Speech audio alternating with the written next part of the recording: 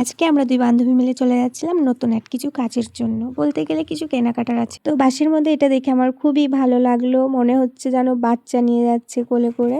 তো প্রথমেই চলে গিয়েছিলাম আমরা একটা মল, ড্রেসগুলো দেখছিলাম মানে কুর্তিগুলো।